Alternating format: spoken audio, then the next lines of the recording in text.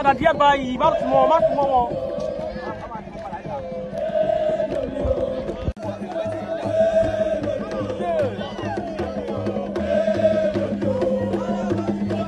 Yang pada dia terima.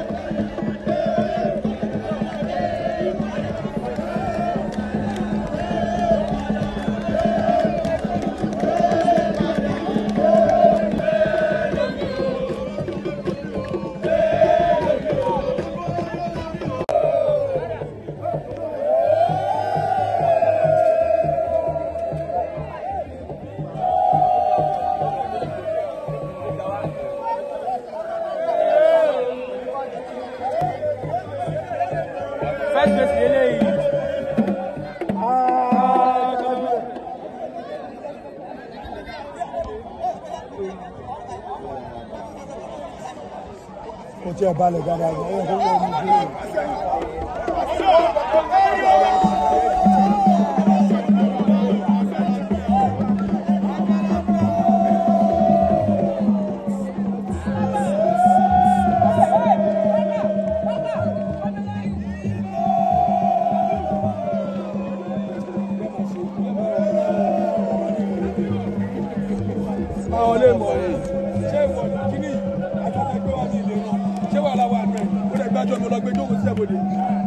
bàbá wa ní ọkọ̀ yìí ó gbọ́ tí mo fẹ́ láti ṣe ọmọ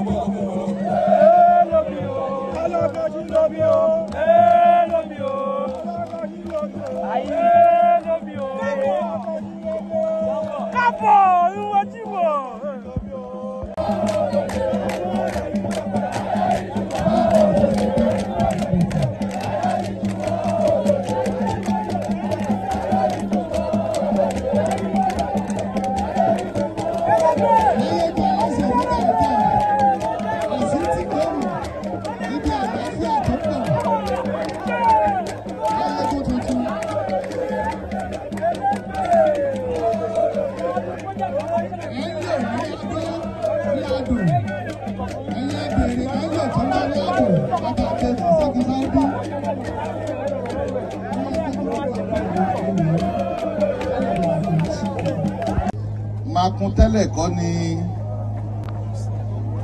ó wà nísìnyí o, ẹ ti tún Makun ṣe, ẹ ti sọ Makun di small London, but síbẹ̀síbẹ̀ náà mo jì fẹ́ kẹ́ bá wa sọ fún wọn wípé ìtàn ṣe ò tí ì tó o, yínníyínní ká lè rí bí ìgbà. Kábíyèsí. Iṣẹ́ pọ̀ ń bí tí wọ́n máa ṣe fún wa o. Lóòótọ́ wọ́n ti ṣe títì, wọ́n ti ṣe oríṣiríṣi nǹkan ní Ògùn waterside. Tẹ́yìn náà bá wo bíbá ilé ní ẹ̀rí bá ṣe ń ṣe wàhálà láti àárọ̀ wípé kí àwọn èèyàn wa kọ́ sún sẹ́yìn. A nídìí bàríà, a dẹ̀ nídìí kí náà ń pe àwọn ìjókòó tó fi ń jókòó stadium yẹn, podium. A nídìí ẹ̀ lọ́tún, a nídìí ẹ̀ lósì. Aláyélúwà. So that tó bá máa fi di next year, gbogbo struggle tá à ń struggle pé kọ́ àwọn èèyàn sún sẹ́yìn kò ní sí ẹ̀ ń bẹ̀, oníkálùkù á jókòó, gbogbo tó bá jókòó sí a máa rí nǹkan tó ń ṣẹlẹ̀. Ọkọ̀ sí ìmọ̀ mi.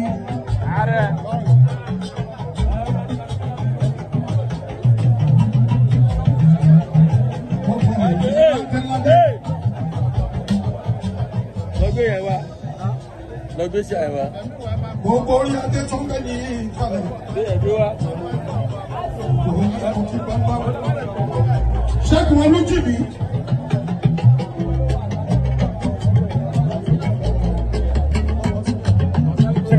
Ṣẹ́gun Olújìmí.